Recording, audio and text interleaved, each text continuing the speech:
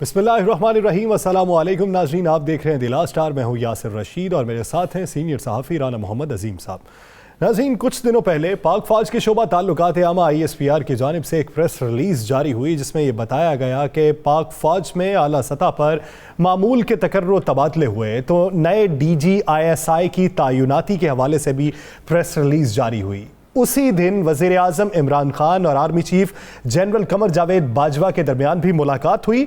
मुल्क की मजमूई सिक्योरिटी सूरत हाल पर गुफ्तगू की गई। उसी दिन DG ISI जो फैज़ हमीद थे उनकी भी मुलाकात हुई और वज़ीर आज़म इमरान खान ने यह कहा कि हम आपकी खिदमात को काबिल तहसीन नज़र से देखते हैं।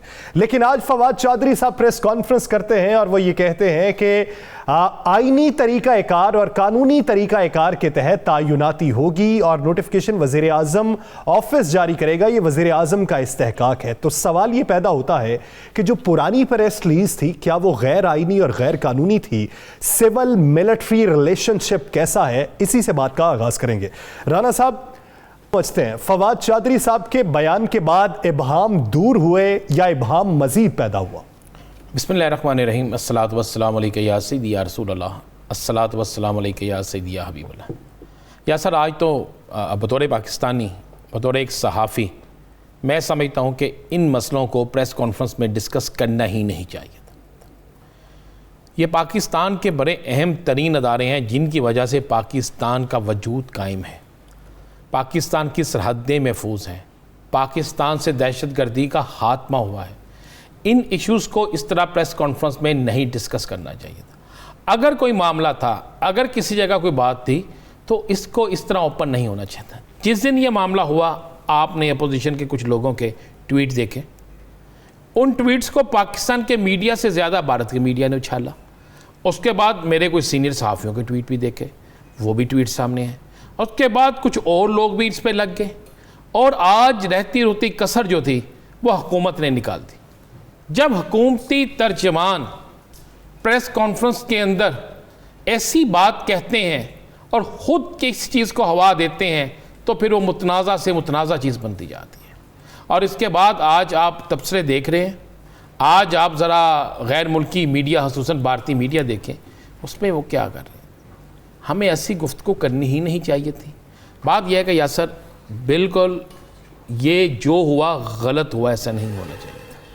एक तो मैं आपको क्लियर कर दूं, मेरे पास जो इतलात हैं कि वो तनाव जो बहुत ज़्यादा जिसको डिस्कस किया जा रहा था, जिसके हवाले से बहुत से लोगों के बहुत से ट्वीट मौजूद हैं, बहुत से लोगों की बहुत सी उम्मीदें उमंगें मौजूद हैं, वो तनाव गुज़श्ता रात की मुलाकात से ख़त्म हो गया। लेकिन राना साहब, आप ये देखें कि हुकूमती वज़रा या मुआविन ख़ुसूसी आमिर डोगर साहब जो हैं, वो अब ये बयान दे रहे हैं कि वज़ीर आज़म ये चाहते थे कि मौजूदा जो जुग्राफियाई सूरत हाल है उसको देखते हुए फैज़ हमीद साहब को ही कुछ अरसा DG ISI रखा जाए। अब आप जब इस तरह के बयानात देंगे तो फिर इस तरह की चीज़ों को मंतकी अंजाम तक कैसे पहुँचाया जाए? यासर, मैं यही कह रहा हूँ कि अपोजिशन तो थी।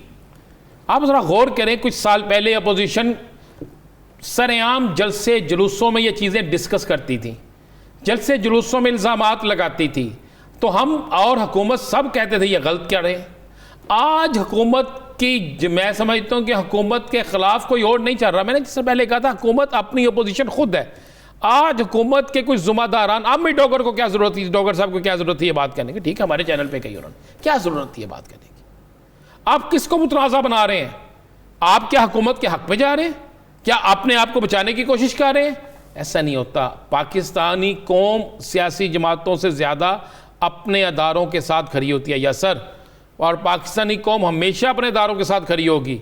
सियासी जमातें कभी अपने मंशूर पे होती हैं, कभी नहीं होती, लेकिन अदारे पाकिस्तान के लिए होते हैं। लेकिन राना साहब, एक सवाल है कि हमारी हुकूमत बोल्ड होने के चक्कर में हमारे वज़रा और वज़ीर आज़म इमरान खान भी बेशतर मौक़ों पर जिस तरह गैर मुल्की मीडिया को इंटरव्यू दें और आप वहाँ पे कहें कि बाइडन से मेरा राब्ता नहीं है, सेक्रेटरी डिफेंस का राब्ता है या वज़ीर ख़ारजा का राब्ता है, तो इस तरह के बयानात देना, इससे आलमी सतह पर सुबकी नहीं होती? अल्फाज का चुनाव बेहतर या मोहतात अंदाज से क्यों नहीं किया जाता? बिल्कुल आप दुरुस्त कहते हैं, लेकिन मेरा ख्याल है कि ये वो इतनी बड़ी बात नहीं है यासर। मैं तो आपको ख़बर की तरफ चलते हैं ना, ज़रा ख़बर की तरफ चलते हैं। ये तो एक जो बहस आप कर रहे हैं, ये बात तो हकीकत है कि वज़ीर-ए-आज़म को अल्फाज का चुनाव बड़ा सोच के करना चाहिए। तो उसी तरह यही कुलिया वज़ीर इत्तलात को भी करना चाहिए, यही कुलिया इनके जो दीगर लोग हैं उनको भी करना चाहिए। और मैं आपको ये भी बता दूं कि आज इस पर हुकूमत के अंदर आपको पता है हुकूमती वज़रा ने बड़ा शदीद रद्द-ए-अमल दिया है और उन्होंने कहा है कि जनाब हम किसी सूरत इस बात के मुतहम्मिल नहीं हो सकते कि हम पाकिस्तान के अदारों को मुतनाज़ा बनाएं या उनके साथ अब टकराव की सूरत हाल लेके आए। जिस पर वज़ीर आज़म ने वाज़ेह कहा है कि किसी सूरत में भी अदारों के ख़िलाफ़ किसी सूरत में भी कोई ऐसी हरकत नहीं होगी। और मैं कह रहा हूँ, बता रहा हूँ आपको कि बर्फ़ रात की पिघल चुकी है, मामला रात के किसी हद तक सेटल हो चुके हैं। और इसमें मैं फिर बड़ा क्लियर कर दूँ, पाकिस्तान के अदारे पहले हैं, इसके बाद कोई और चीज़ है। कुछ लोग गलतफहमियाँ पैदा करने में अपना किरदार अदा कर रहे थे। कुछ, आपको ये मज़े वाली बात यह है कि बहुत से लोगों की उम्मीदों पर पानी भी फिर गया। यासर, ये दुरुस्त है कि जब आपके अपने कुछ गलत कर जाएं तो उससे आपको क्लियर करते बड़ा वक्त लगता है। उस वक्त में अगर कोई तीसरा शख्स बीच में आ जाए तो खलीज को ज़्यादा बना देता है। अगर कोई तीसरी कुव्वत, मैं सियासी जमात कह रहा हूँ, आपसे मजीद बेवकूफ़ियाँ करवा ले और आप करते जाएं तो फिर आप अपने पाँव पे खुद कुल्हाड़ी मारेंगे ना, किसी और ने तो नहीं मारनी, कोई और तो नहीं। देखें, ओहदे अदारे ये बड़े अहम होते हैं, अदारों के अंदर ओहदे, और इसका तकर्रर मुतनाज़ा कभी नहीं बनाया जाता। और इसको जो लोग मुतनाज़ा बनाने की कोशिश कर रहे हैं वो ख्वाबों की दुनिया में है। यासर, ओहदे और इदारे कायम रहते हैं, शख्सियात तब्दील होती रहती हैं, तो मैकेनिज़्म वो अपनाया जाए, तरीक़ाकार वो अपनाया जाए खुश असलूबी से, जिससे मामलात हल हो सकें, ना कि आप इस तरह की पेचीदा सूरत हाल बना दें। यार सर देखें ये बात किस तरह निकल गई, किसने निकलवा दी, ये अभी देखना पड़ेगा कि आने वाले दिनों में मजीद क्या परतें खुलती हैं। आगे बढ़ेंगे और बात करेंगे हुकूमत के हवाले से। हुकूमत को अपोजिशन टफ टाइम देना चाहती थी, तहरीक भी चलाना चाहती थी। महंगाई जिस तरह की उरूज पे है और जिस तरह की अपोजिशन को अवाम से भी तवक्कुआत थी कि उनकी तहरीक को मजीद मजबूत बनाएंगी, तो अब अपोजिशन का इरादा क्या है? हुकूमत को टफ टाइम देने का, हुकूमत को घर भेजने का, या मामलात इसी तरीके से आगे बढ़ाने का, ताकि हुकूमत 5 साल पूरे करे और अवाम बेहतर फैसला कर सकें कि हुकूमत को रहना चाहिए या फिर अपोजिशन में जो लोग हैं वो अगली हुकूमत में आना चाहिए? राणा साहब क्या बनता है? मैं आपको बड़ी खबर दे दूं और अपोजिशन के अंदर की खबर दे दूं। अपोजिशन जमातों के अंदर एक बैठक में यह डिस्कस हुआ, राब्तों में यह डिस्कस हुआ, खासकर मुत्तहिदा अपोजिशन में यह डिस्कस हुआ, जो एक चंद जो बड़ी अपोजिशन है, बराए नाम मुत्तहिदा कह लें, बराए नाम, उसमें हुआ कि जी हुकूमत को अगर गिरा दिया जाता है तो फिर उन्होंने कहा ओह ना ना ना, इस हुकूमत को मत शहीद कीजिएगा। 3 बड़े रहनुमाओं ने कहा, उन्हें कि अगर यह हुकूमत आज गिर जाती है तो ना हम में से कोई महंगाई कंट्रोल कर सकेगा, ना हम में से कोई मामलात को बचा सकेगा, ना हम में से कोई जो है मामलात को दुरुस्त सिमत ले जा सकेगा। इस हुकूमत के खिलाफ तहरीक चलाते रहें, लेकिन किसी जगह ये कोशिश ना करें कि यह हुकूमत ख़त्म हो। कहा भाई 2 बड़ी छोटी जमातों के रहनुमा थे, उन्होंने कहा ये आप क्या कह रहे हैं? उन्होंने कहा जी बिल्कुल दुरुस्त कह रहे हैं। क्या इन हालात में हम हुकूमत कर सकते हैं?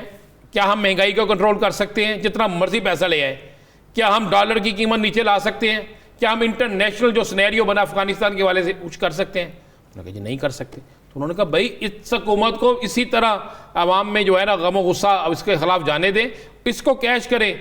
अगर इस हुकूमत ने आज ख़त्म करके नई हुकूमत हम में से किसी को बनाना है या बूढ़ी सेटअप ले आना है और उस बूढ़ी सेटअप ने 6 साल चलना है, तो उससे हमें नुकसान होगा, ये हुकूमत शहीद हो जाएगी। एक ही अगर किसी जगह से ऑफ़र होती है, ये मैं ऑफ़र का लफ्ज़ कह रहा हूँ, ये मुस्लिम लीग नून की तरफ से कहा गया और मौलाना फजलुर रहमान ने इसकी तायीद की। या सर कहा कि अगर किसी जगह से ये ऑफ़र होती है कि इस हुकूमत को अभी भी हिस्सा मिलता दिखाई देता, जी मैं बता रहा हूँ इसी कारण कि अगर इस हुकूमत को फौरी ख़त्म करके 3 माह में नए इलेक्शन कराए जाएं और नए इलेक्शन जो हैं वो अपोजिशन की मर्जी के मुताबिक हों तो फिर हमें कबूल है। और अगर ये कहा जाए कि इस हुकूमत को ख़त्म करके कोई सेटअप आए और वो 6 माह साल रहे, उसके बाद हमारी बारी आए, या हमें या 6 माह साल हमें ही दे दी जाए। बल्कि यहाँ तक कहा गया, एक शख्स ने कहा जी वज़ीर आज़म अगर नून लीग से हो जाए तो बाकी जमातों को हम हिस्से दे लेंगे और एक अंदर से तोड़ फोड़ करेंगे। उन्होंने कहा जी बनना ही नहीं वज़ीर आज़म, अब नहीं बनना, इन हालात में नहीं बनना। इन हालात में बनने का मतलब है कि हमसे महंगाई कंट्रोल नहीं होनी, कहा जाएगा वो ठीक थे। उन्होंने कहा ये नहीं करना। तो मैं आपको ये अंदर की खबर दे रहा हूँ कि अपोजिशन जमातें ये फैसला कर चुकी हैं हुकूमत को नहीं गिराना।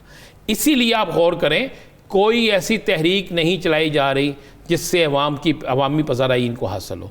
ना पीपल्स पार्टी चला रही है, ना मुस्लिम लीग नून चला रही है, ना मौलाना साहब चला रहे हैं। ये फैसलाबाद का जलसा होगा, एक दिन का जलसा होगा ख़त्म, उसके बाद दूसरा जलसा होगा ख़त्म। इन जलसों से हुकूमतें नहीं जाती। अब ऑपोजिशन अवाम की नब्ज पे हाथ रख के धड़कन तो तेज चेक कर रही है, लेकिन उसके साथ साथ वो उनकी तर्जुमानी नहीं करना चाहती। मैं आपको ये एक और बड़ी खबर दे देता हूँ ना, अगले 72 घंटों में शहबाज शरीफ साहब एक अहम मुलाकात करने की कोशिश कर रहे हैं। उस अहम मुलाकात पे वो कोशिश कर रहे हैं कि उनके साथ 2-3 और लीडर भी हों। वो मुलाकात जो है उसमें उन्हें ये यकीन दहानी है, कोशिश है उनकी कि मुझे ये यकीन दहानी हो जाए कि जनाब आपके मामला ठीक हो जाएंगे। इसी वजह से उसके बाद वो कहते हैं हमने मामला ठीक, ये उन्होंने अपने महफिल में, घर में, फैमिली में बात की है और अपने करीबी लोगों से बात की है कि मुलाकात में अगर मुलाकात हो गई तो हम उन्हें भी यही कहेंगे कि 5 साल हुकूमत इन्हीं को करने दें, 5 साल बाद हमें बारी दें। यानी पीपल्स पार्टी भी अभी बारी लेने के लिए तैयार नहीं है, मुस्लिम लीग नून बारी लेने के लिए तैयार नहीं है अभी 2023 तक। और मौलाना साहब को तो पूरी बारी मिल नहीं ना सकती। मौलाना साहब तो पूरे किसी भी आने वाले सेटअप में उस जगह पे होंगे जहां पे उनको जितनी चीज़ चाहिए उतनी चाहिए होगी। हर कोई सेटलमेंट के चक्कर में देखते ही हैं कि सेटलमेंट के हवाले से किसकी बातचीत कहां तक पहुंचती है और उसका नतीजा क्या निकलता है। नाज़रीन, दीगर सियासी मंजर बात करेंगे, अपोजिशन की राय जानेंगे, हमें ज्वाइन करेंगे अपोजिशन रहनुमा एक शॉर्ट ब्रेक के बाद। Stay with us.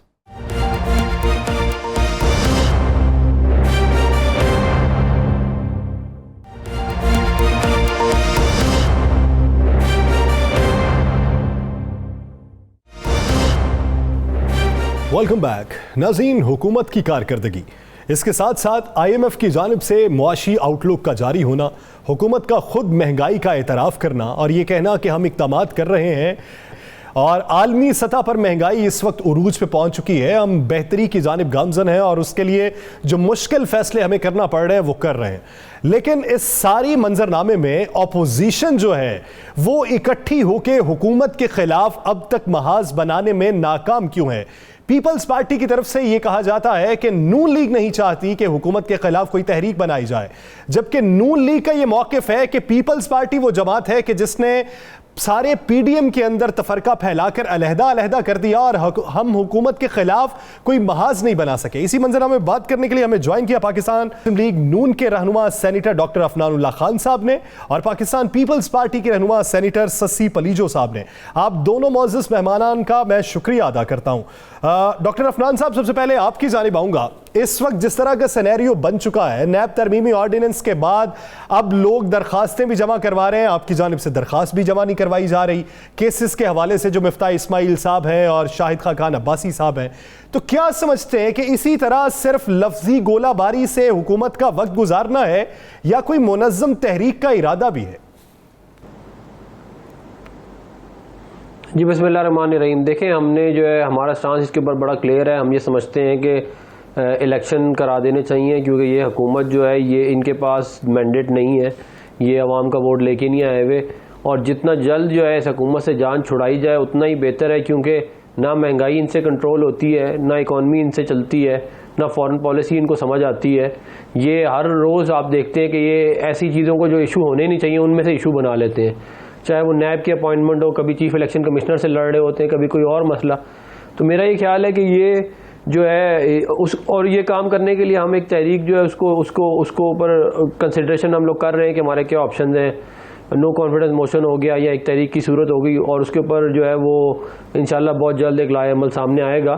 हमारी ख्वाहिश ये ज़रूर है कि पीपल पार्टी भी हमारे साथ ही हो इस जद्दोजहद में, और हम उनको अप्रोच भी करेंगे, और हम उम्मीद करते हैं कि जो भी हुआ एंड में मामला उसमें जो है वो अपोजिशन एक मुत्तहद फ्रंट जो है वो लॉन्च करे और इस हुकूमत को जो है वो घर भेजे। नो वोट अदम इत्मीद की तहरीक लाएंगे आप हुकूमत के ख़िलाफ़। पहले मुस्लिम लीग नून कहती थी इस्तीफ़े देंगे पीपल्स पार्टी हमारा साथ दे, तो अब आप आ गए हैं अदम इत्मीद। पीपल्स पार्टी भी यही कहती थी। अगर पीपल्स पार्टी जो पहले दिन कहती थी अब मुस्लिम लीग नून उस पर काम करना शुरू हो गई है, तो क्या अदम इत्मीद की तहरीक के हवाले से मौलाना फजलुर रहमान राजी हैं? उन्होंने तो इनकार किया है मुतअद्दिद बार। देखिए, जो वोट ऑफ नो कॉन्फिडेंस वाला मामला है ना, जिस दिन इमरान खान साहब ने वोट ऑफ कॉन्फिडेंस लिया था, ये जब सेनेट के इलेक्शन के फ़ौरन से पहले, चेयरमैन के इलेक्शन से पहले, उसमें हमने उस दिन इनको कांटेक्ट करके कहा था कि हम चाहते हैं कि जैसे हमने यूसुफ रज़ा गिलानी साहब को सेनेटर इलेक्ट कराया है उसी तरह हम इमरान खान साहब का भी रास्ता रोकें। लेकिन उस वक्त किसी जो भी वजूहत थी जिसकी वजह से उस वक्त पीपल पार्टी जो है वो इंटरेस्टेड नहीं थी इस इनिशिएटिव में। ये बात ऑन द रिकॉर्ड शायद साहब भी कहते भाई, क्या वजूहत थी? आप समझती हैं पीपल्स पार्टी तैयार नहीं थी? तो आप नहीं, वजूहत आप कह रहे हैं ना, कुछ वजूहत, ये तो वजूहत तो आप पीपल्स पार्टी से फिर शशि साहिबा की तरफ पड़ जाते हैं राणा साहब। चले शशि साहिबा से पूछ लेते हैं। ये वजूहत तो पीपल्स पार्टी ही वाले ही बताएंगे। चले पूछ लेते हैं। तो उसमें जी शशि साहिबा, मैं तो वो बता रहा हूँ जो बात हुई थी। चले शशि साहिबा पूछ लेते हैं, फिर आपकी तरफ आ जाते हैं। शशि बलीजो साहिबा, फनान खान साहब कहते हैं जी हमने तो कहा था इत्मीद, लेकिन पीपल्स पार्टी बीच में से कोई मजबूरी थी या क्या मामला था? शुक्रिया राणा साहब, यासिर साहब, हमारे भाई अफनान साहब। देखिए राणा साहब, ये हर किसी को पता है, अब तो यहाँ इस बात पर इतनी बहस हो चुकी है, बच्चे बच्चे को पता है कि पाकिस्तान पीपल्स पार्टी जब पीडीएम को होस्ट किया उसके बाद जो है रेजोल्यूशन जो आई थी और तरीक़ेकार के हवाले से डेलीब्रेशन हुई थी, तो उसमें ये सारी चीजें अदम एतमाद से लेकर इस्तीफाएं थी। लेकिन फर्स्ट ऑप्शन, सेकंड, थर्ड और फिर जो एक्सट्रीम पे आप जाते हैं ना, जो आखिरी फाइनल चीज, जब आप सारी कश्तियां फिर एक तरह से जला देते हैं यानी सियासी अपने एक फेज में, हर तरह की नहीं, तो वो थी वो आखिरी चीज थी इस्तीफाएं। और ऐसा ही जो किसी पॉलिटिकल पार्टी की स्ट्रेटेजी अगर ये हो तो बात समझ में आती। अब लास्ट ऑप्शन को आप पहले कर देंगे और उसमें भी आप पाँव खड़े नहीं करेंगे, कदम जमा कर नहीं बैठेंगे। अब अभी आप मौलाना साहब से पूछें तो मौलाना साहब आए बाएं शाएं करके वो कभी लॉन्ग मार्च की बात कर रहे हैं, कुछ दूसरी कर रहे हैं। और बहरहाल अब वो माजी के किस्से हो गए, जब हम थे तो बड़ी कामयाबी से तहरीक चल रही थी। हाँ, आपकी बात दुरुस्त है, ये तनकीद दुरुस्त है कि अपोजिशन को जितना मजबूत होना चाहिए। देखें, पाकिस्तान पीपल्स पार्टी की जहाँ तक बात है तो आज़ाद कश्मीर हो या अभी हमारा इसमें बिजी है, हम दिन रात 17 अक्टूबर का हमारा जबरदस्त किस्म का जो है जलसा कराची में हम करने जा रहे हैं, आप देखिएगा। और इससे पहले हम बलूचिस्तान में महंगाई की जो है वो रैली निकाली है दूसरे शहरों में। तो पीपल्स पार्टी तो मुतहरिक है और पार्लियामेंट के हवाले से भी जो अहमियत है उसमें भी जो भी प्रोसीजर है। मैं शशि साहिबा पीपल्स पार्टी के इनफरादी किरदार की तरफ भी आऊंगा। मुझे डॉक्टर साहब से एक सवाल लेना है। डॉक्टर साहब, महंगाई का स्पाइक इस मौजूदा दौर में बेइंतहा हुआ, अवाम मजबूर भी हुए, ऑपोजिशन ने अवाम की नब्ज पे हाथ रखा, चेक किया, फिर छोड़ दिया। ऐसा लग रहा है कि इस हुकूमत के मुकाबले में ऑपोजिशन भी बहुत ठंडी है। बसद एहतराम, गुस्सा ना कीजिएगा इस बात का, लेकिन जितनी भी मीटिंग्स हुई उसका हासिल हुसूल कुछ ना निकला। देखिए, जो पॉलिटिकल स्ट्रेटजी होती है वो आप इसी उम्मीद से बनाते हैं कि आप जो है वो जो भी वो कामयाब होगी और हुकूमत डिसलॉज हो जाएगी, लेकिन ज़ाहिर है हमेशा रिजल्ट वो नहीं आता जो आपकी ख्वाहिश होती है। हमारी लीडरशिप, तकरीबन तमाम लीडरशिप जेलों में गई है, जो है वो बेताशा लोगों के ऊपर झूठे केसेस बनाए गए हैं, लोगों को FBR के नोटिस भेजे गए हैं।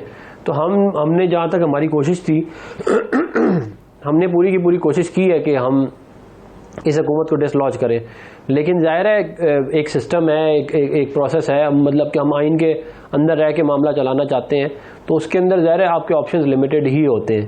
और मेरा ये ख्याल था और हमारा ये ख्याल था कि अगर हम सारे के सारे इस्तीफ़े दे दें तो शायद ये हुकूमत बहुत जल्द चली जाए, लेकिन कुछ लोग इस पर नहीं आए।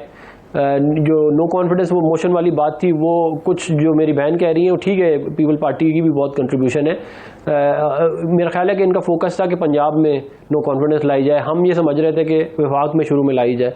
तो इस तरह के मामला थे। अब मैं उम्मीद कर रहा हूँ कि आगे जाके जो है वो हम लोग किसी एक एग्रीमेंट पे आ जाएंगे और इस हुकूमत को डिसलॉन्च करने में कामयाब हो जाएंगे। और ये जो महंगाई का तूफ़ान है और जो और डिक्लाइन है आपका फॉरेन पॉलिसी का, सोशल फैब्रिक का डिक्लाइन है, और ये सारा का सारा मामला ये उसी वक्त ही रुकेगा जब ये हुकूमत घर जाएगी। अगर ये हुकूमत घर नहीं जाएगी तो ये तबाह बर्बादी मजीद और होगी। हम तो देखें, मैंने आपको बताया कि हम कॉन्स्टिट्यूशन में रहते हुए with in the bounds of the constitution हम तो तहरीक भी चलाई है, हमने जलसे भी किए हैं, हम जो कुछ हम कर सकते हैं हमने किए हैं। कुछ जो ऑप्शन हमने एक्सरसाइज की वो हम करेंगे आगे। अच्छा, आपने इसी आइन में रहते हुए इसी चीज़ पे इस्तीफ़ा देने का ऐलान किया था, वो नहीं दिए।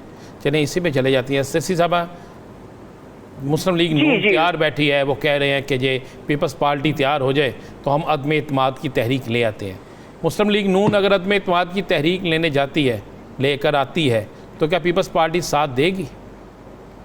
राना साहब, यासिर साहब, देखें जो भी मज़ामत, जो भी कॉन्स्टिट्यूशन और जमहूरी तरीक़ों के ज़मरे में आते हैं वो, और पार्लियामेंटी हवाले से खासतौर पर, क्योंकि हम पार्लियामेंट में इस वक्त ज़रूर PMLN के साथ हैं। अपोजिशन लीडर हम सबके एक ही हैं, शहबाज शरीफ साहब, और हमने अपना पहले भी आपके प्रोग्राम में मैंने सबसे पहले बात की थी, हमने अपनी स्टैंड उस पलड़े में डाली हुई है। हम तो चाहते हैं कलेक्टिव विजडम में एक ही डायरेक्शन को फॉलो करें।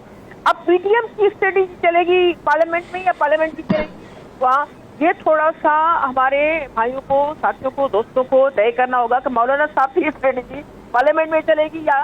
बहरहाल पार्लियामेंट में जो भी पार्टी मौजूद हैं और जाहिर बात है सारी आइन के मातहत हैं और पाकिस्तान का इस्तेकाम चाहती है, लेकिन महंगाई के हवाले से मुख्तसर चूँकि बात अभी आई थी और IMF के हवाले से मुझे नहीं पता कि आगे आप बात करेंगे नहीं करेंगे, लेकिन बहरहाल इस हुकूमत मैं शशि साहब क्यों नहीं बात करूंगा। IMF की आउटलुक रिपोर्ट जारी हुई है तो उस पर भी बात करेंगे। लेकिन एक सवाल अगर इजाजत दें, मैं शशि साहब, आपने कहा जी शहबाज शरीफ अपोजिशन लीडर हैं और शहबाज शरीफ जो है वो जो पार्लियामेंट के अंदर करेंगे हम उनका साथ देंगे आइन और कानून के मुताबिक, तो फिर अपोजिशन लीडर तरीक़त में इत्मीनान लाते हैं, वो कामयाब हो जाती है, सबसे बड़ी जमात वही है। तो वज़ीर आज़म अगर शहबाज शरीफ आते हैं तो क्या पाकिस्तान पीपल्स पार्टी उस पर भी सपोर्ट करेगी?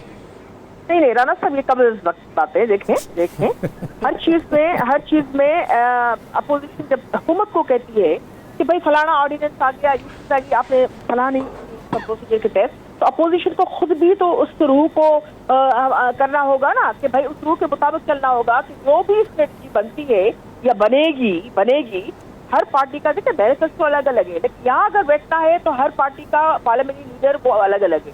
उसको अपोजिशन में सबको साथ बिठाते भी हैं शहबाज शरीफ साहब, वो नहीं भी होते तो बिलावल साहब हम मुमकिन कोशिश करते हैं, तो सारे लोग बैठेंगे। ये हर कोई इतना बड़ा मैंडेट जो हुकूमत को इतना टफ टाइम है कि 2-3 की बैसाखी में खड़ी है, मतलब कि अपोजिशन की स्ट्रेंथ है, मतलब कि पीपल्स पार्टी नून लीग एक अच्छी खासी तादाद में तकड़ी तादाद। चले इसका भी अहाता कर लेते हैं कि अपोजिशन के पास कितने मवाफिक सूरत हाल और साजगार माहौल है और हुकूमत के सामने कितना टफ माहौल है। इसी पे बात करेंगे एक शॉर्ट ब्रेक के बाद। सी साहिबा और डॉक्टर अफनान साहब साथ ही रहिएगा। नाज़रीन, स्टे विद अस।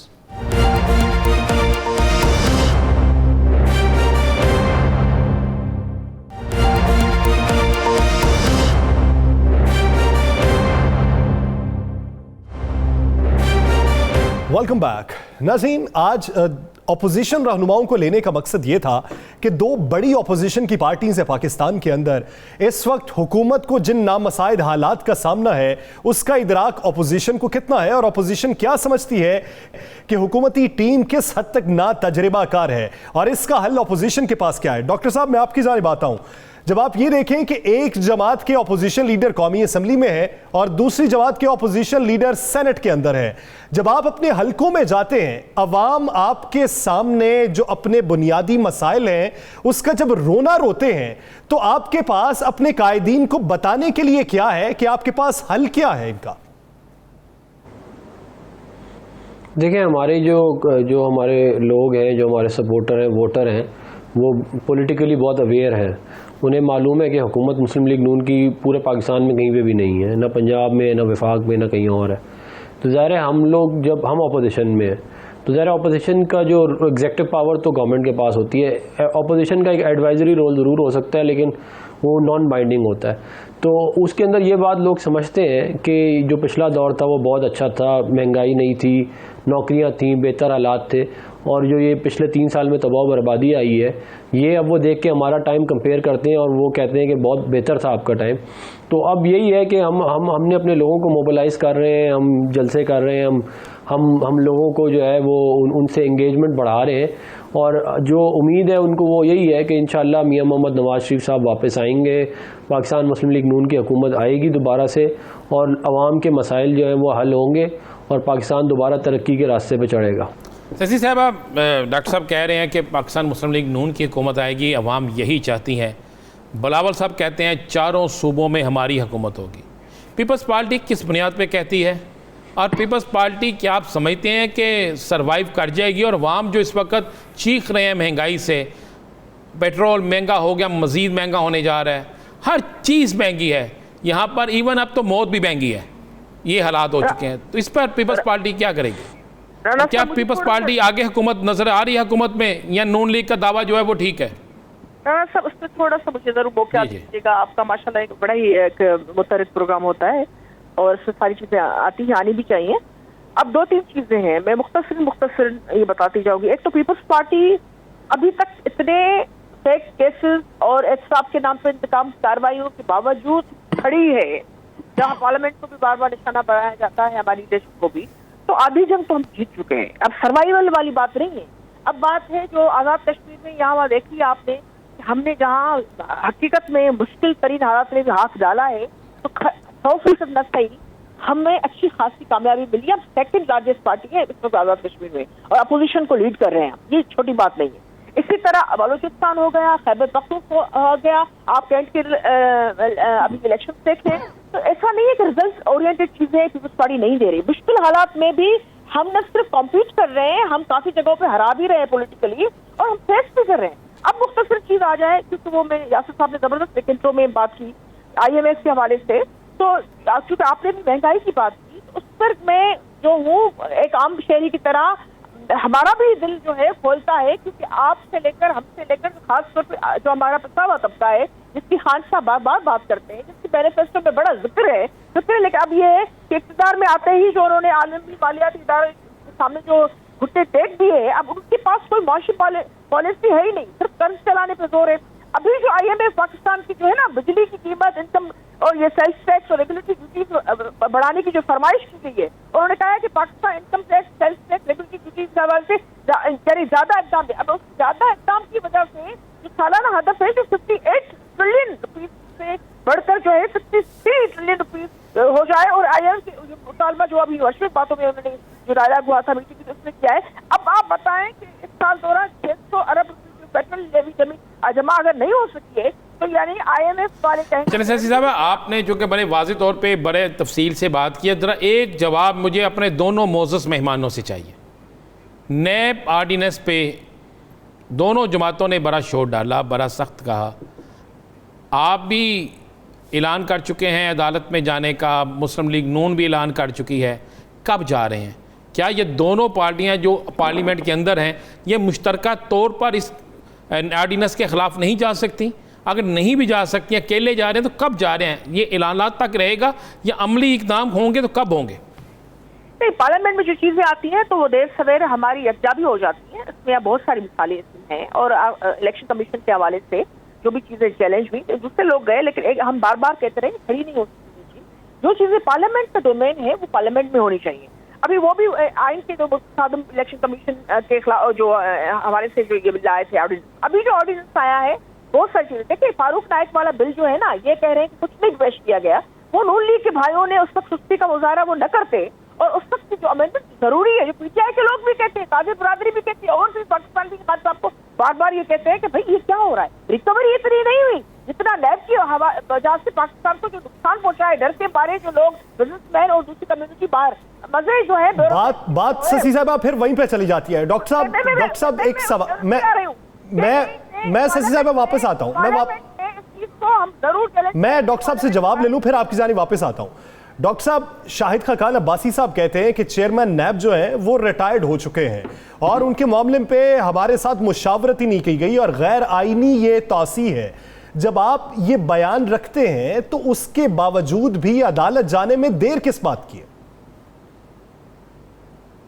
देखिए, हमने आज ऐलान किया है कि हम जाएंगे इसके अगेंस्ट कोर्ट के अंदर, और जो हमारी लीगल टीम है वो उसको रिव्यू कर रही है। आप बहुत जल्द देखेंगे कि जो पटिशन है वो फाइल हो जाएगी। इसके अलावा भी कुछ लोगों ने इंडिविजुअल कैपेसिटी में भी लाहौर हाई कोर्ट में मैंने देखा है कि लोगों ने ऑलरेडी फाइल कर दिया है इसके खिलाफ, अकाउंटेबिलिटी ऑर्डिनेंस के खिलाफ। तो ये जो है ये स्ट्राइक डाउन तो हो जाएगा। बड़ा सिंपल 2+2 वाला मामला है कि इन्होंने ऑर्डिनेंस जो है पब्लिश करने की प्रोमलगेट करने की ज़रूरत ही नहीं थी इनको, लेकिन इन्होंने जो है वो करके, और उसके अंदर भी इन्होंने क्या किया है कि मुशावरत ना करनी पड़े। इसका तो फिर मतलब ये हुआ कि जो मतलब कि गवर्नमेंट में वो अपनी मर्जी से चेयरमैन लगा लेगा। ये आर्डिनेंस गैर आइनी किस तरह है? बहुत सी हुकूमतों में आर्डिनेंस आए हैं।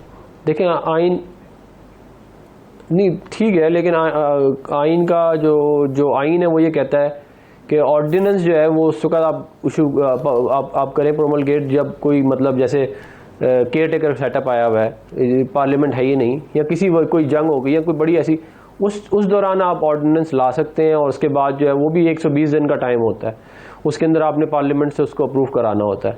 तो ये जो है ये अगर ले भी आए हैं तो ये 120 दिन बाद तो इसने क्या कहते हैं ख़त्म हो ही जाना है। उससे पहले हम कोर्ट में चैलेंज कर देंगे, मोस्ट ऑफ द कोर्ट इसको स्ट्राइक डाउन कर देगी, तो ये जो है मामला लिम्बो में चला जाएगा। जैसे मतलब ये अफसोस की बात है कि एक सेट हुआ हुआ पैटर्न है कि आपने लीडर ऑफ द अपोजिशन से बात करनी है, कंसल्टेशन करके आपने कोई फाइनलाइज करने नाम, उनमें से एक को सेलेक्ट करना है। एक बड़ा, और ये ऑलरेडी इसको सीधा तरीका है, हुकूमत ने उसका दूसरा रास्ता ढूंढा और वो आईनी रास्ता ढूंढ के बोले। शशि साहिबा, इसी पे एक जवाब आपका चाहिए। क्या आप भी पाकिस्तान मुस्लिम लीग नून की तरह या तमाम अपोजिशन पार्टीज ये सदारती ऑर्डिनेंस जो आते हैं इनके दायरा कार या इनकी मुद्दत के खत्म होने का इंतजार कर रहे हैं? नहीं, लेफ्ट जो हो जाते हैं, इससे पहले एक आपकी वो रूल्स ऑफ प्रोसीजर के तहत भी और कॉन्स्टिट्यूशन के हवाले से भी आपको बताऊं, एक आपको ले करना होता है पार्लियामेंट में। अब जो पीटीआई पे सबसे ज्यादा तनकीद हुई है क्योंकि as a chairperson of parliamentary affairs standing committee senate की, उसको 3 साल मैंने चेयर किया है, प्रिसाइड किया है, तो हमने तो केस स्टडी के तौर पर ये सारी चीजें ली थी, जिसमें ये सारे लोग बैठे थे सीनियर सारी पार्टीज के। तो उसमें भी हमने कहा, हम जब आए थे तो वो उसमें गंद हमने साफ करना था आईनी, हमने तो कम्प्रहेंसिव वे में वो चीज दी। अब तो सारी चीजें जो है वो आइन के रूप से ठीक जानी चाहिए। तो आप पार्लियामेंट में होते रोज ऑर्डिनेंस की बैठक बना के लाते हैं और ऐवान सदर पर क्वेश्चन मार्क आ गया है, आपने इदारों को भी कंट्रोवर्शियल बना दिया है। तो पीटीआई की हुकूमत को जो है भागना नहीं चाहिए अपनी जिम्मेदारी का। पार्लियामेंट में डर किस चीज का? उम्मीद करते हैं कि ऑपोजिशन का ये जो मौक़िफ़ है इसको बेहतर तरीके से हल करने के लिए ऑपोजिशन किरदार भी अदा करेगी। बहुत शुक्रिया शशि पलीजो साहिबा, डॉक्टर अफनानुल्लाह साहब, इस हवाले से अपना वक्त देने के लिए। दीगर सियासी इशूज़ पे बात करेंगे एक शॉर्ट ब्रेक के बाद। Stay with us.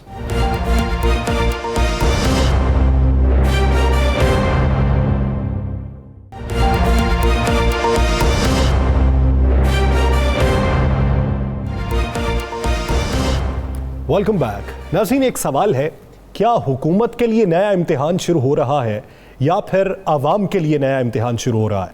IMF की जानिब से एक मुआशी आउटलुक रिपोर्ट जारी की गई है जिसमें यह वाज़े तौर पर कहा गया है कि अगले साल पाकिस्तान के अंदर महंगाई में मजीद इजाफा होगा और ये शरह 9.2% तक पहुंच जाएगी। शरह नमू जो है वो 4% रहेगी, हदफ हासिल नहीं कर पाएगी और 2026 में जाके शरह नमू 5% से जायद हो सकती है। पेट्रोल भी महंगा होगा, मुख्तलिफ चीज़ें महंगी होंगी, महंगाई का एक तूफान आ जाएगा। राना साहब, आप बारहा ये कहते हैं कि अवाम के लिए सहूलियात आने वाली हैं, हुकूमत बेहतर फैसले करने वाली है, लेकिन IMF खतरे की घंटी और तरीके से बजा रहा है। हुकूमत क्या सोच रही है? देखिए यासर, मैं आपको बता दूं कि मेरी आज हुकूमत के 3 ज़िम्मेदारान से बात हुई, तो मैंने उन्हें कहा भाई खबरें चल रही हैं कि पेट्रोल की कीमत बढ़ रही है, खबरें चल रही हैं कि महंगाई मज़ीद। देखें, जब पेट्रोल की कीमत बढ़ेगी, डॉलर बढ़ रहा है, पेट्रोल की कीमत बढ़ेगी तो महंगाई तो बढ़ेगी। और महंगाई पहले इतनी बेकाबू हो चुकी है कि आपका 1 माह का टारगेट 8 दिन रह गया उसे ख़त्म होने में, लेकिन किसी एक चीज़ में रिलीफ नज़र नहीं आ रहा, किसी एक चीज़ में। उसने हमें कहा, मैं 3 ज़िम्मेदारान कह रहे हैं, उन्होंने मुझे कहा कि भाई हमने तो वाज़े तौर पर अपनी क़यादत को ये कह दिया है कि अगर अब पेट्रोल की कीमत बढ़ी, महंगाई पे काबू ना हुआ, तो ना तो हम अपने हलकों में जा सकते हैं और ना ही हम अवाम का सामना कर सकते हैं। और अवाम इस वक्त इतनी सख्त रद्द अमल दे रही है हमारे ख़िलाफ़ कि जिसकी इंतहा कोई नहीं। बल्कि मुझे तो एक बड़े फेवरेट लाहौर से तल्लक रखने वाले मिनिस्टर है, बड़े फेवरेट है, उनके तल्लक मशहूर है कि वो जिस भी हल्के से रहे इलेक्शन जीत जाते हैं। मुझे उन्होंने कहा भाई आप, मैं जितना टाइम आवाम में देता हूँ कुछ सोच नहीं सकता, और मैं पहली दफ़ा डरा हूँ कि हम अगली दफ़ा किस तरह इलेक्शन जीतेंगे। कहते हम एक बेहतरीन सड़क इशारा कर रहे हैं वो बहुत पुरुमीद होते हैं। उन्होंने कहा जी हम बेहतरीन सड़क बनाते हैं, लोग कहते हैं खाने को क्या है। उसने कहा जी हम बेहतरीन स्कूल बनाते हैं, लोग कहते हैं एजुकेशन इतनी महंगी हो गई है, हम कहाँ से बच्चों को तालीम दें, हमारे पास पैसे होंगे तो फीस देंगे, हमारे पास पैसे होंगे तो अस्पतालों में जाके इलाज कराएंगे। उन्होंने कहा ना हेल्थ कार्ड अभी तक हम दे सके, वो ना हम एजुकेशन का कोई वो निसाब ला सके जिसके हम दावे करते थे। अवाम जो है वो 3 वक्त की तो दूर की बात है, 2 वक्त की रोटी को तरस रही है। आपको पता है उसने तो मुझे यहाँ तक कहा, उसने कहा जनाब हम कितना छुपा लेंगे कि जराइम की रेशो पहले से बढ़ गई है। लोग कहते हैं बच्चों को भूखा मरता देखने से बेहतर है चोरी करें, डाका डालें, बेईमानी करें। वो कहते हैं बड़े चोर पकड़े नहीं जाते, हमें सजा दे दी जाती है।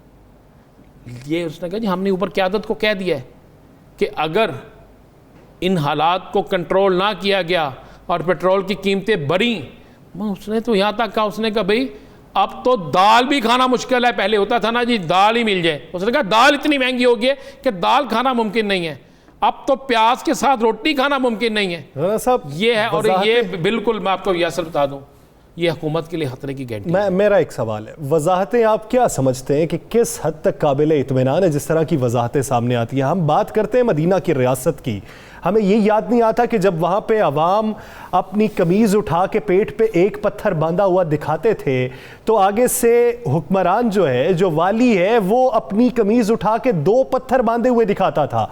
हमारे यहाँ अपना हाल हुक्मरान नहीं बताते, अवाम का इदराक है। आप अंदाज़ा लगा लें, कल हमने तर्जमान हुकूमत पंजाब रखा था ना साथ अपने जी, जब हमने उनसे पूछा कोई एक चीज़ सस्ती बता दें, वो इंटरनेशनल बात करने शुरू हो गए।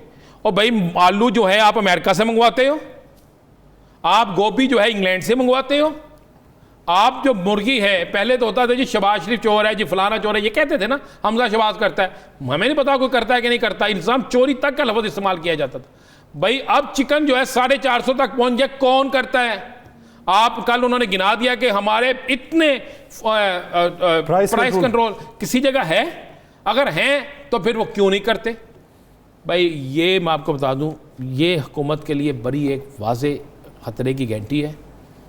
और ये खतरे की घंटी इसलिए है कि हुकूमत वादे करती है, मीटिंगें करती है, वज़ीर आज़म जितना मर्जी जोर लगा लें, जब नीचे कुछ नहीं होगा, निचले वाले कुछ नहीं करेंगे, निचले वाले सब अच्छे की रिपोर्ट देंगे। जब मैंने पिछले दिनों जो शेखुपुरा में डीसीओ साहब की तरफ से एक नोटिफिकेशन दिखाया था आपको, क्या था वहाँ पे? 246 रुपये जिंदा मुर्गी, 260 रुपये ज़िबा का गोश्त। कभी ऐसा होता है? कभी मुमकिन है? नहीं था ना।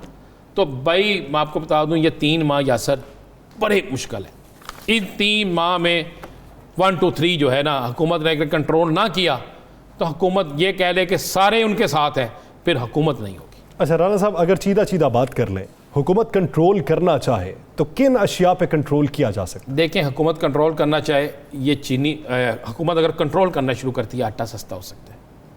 हुकूमत कंट्रोल करना चाहे तो हुकूमत का अंदाज़ा लगा लेना कि पाकिस्तान में चीनी आपको 110 115 मिल सकती है। नहीं, आप 105 मिल सकती है। आप बाइट से 125 130 नाकस चीनी ले रहे हैं। हुकूमत कंट्रोल करना चाहे, सब्जियां इनकी कीमतों पे कंट्रोल। तो आप ये भी तो देखिए कि गंदम जो अपनी है अच्छी वाली, वो आप बाहर भिजवा देते हैं, फिर महंगे दामों बाहर से इधर मंगवा लेते हैं। इससे कम क्वालिटी की गंदम आप महंगे दामों वापस मंगवाते हैं। ये तो वज़ीर आज़म को सोचना चाहिए कि वज़ीर आज़म साहब, आप रियासत मदीना की बात करते हैं, आपकी नीयत पे कोई शक नहीं, कोई दूसरी राय नहीं है, आप बिल्कुल बात करते हैं, फिर रियासत मदीना की राह में रुकावट कौन है? क्या अपोजिशन रुकावट है? नहीं। क्या ब्यूरोक्रेसी रुकावट है? तो आप क्यों नहीं काबू सकते? या फिर आपके आगे वो माफिया कि उस माफिया के आगे बेबस हैं जो माफिया महंगाई को बढ़ाता जा रहा है, जो महंगाई को आगे लेकर जाता जा रहा है। या सर, मैंने तो कहा कि मुझे तीनों हुकूमती वज़रा ने कहा जी हम आगे अपने हल्कों में इलेक्शन लड़ते हुए सोचेंगे कि अगर यही महंगाई रही तो हम इलेक्शन नहीं लड़ेंगे। एक वजीर ने तो कहा हम इलेक्शन लड़ेंगे ही नहीं भाई, हम सुकून कर लेंगे। किस तरह लोगों के पास जाएं, किन में जाएं? अगर इनके पास कुछ जाने के लिए होता तो आज ये भी 2 4 5 बड़े जलसे करके ना अपनी ताकत का अमली मुजाहरा करते, लेकिन नहीं हो रहा। इसलिए नहीं हो रहा कि इनके नीचे जो लोग हैं यासर, वो इनको कंट्रोल ही नहीं करने दे रहे, बेबस है। पाकिस्तान की सबसे बड़ी ये लाहौर में मंडी है इसकी फल की और सब्ज़ी की, ज़रा सुबह जाके वहाँ देखें ना क्या होता है।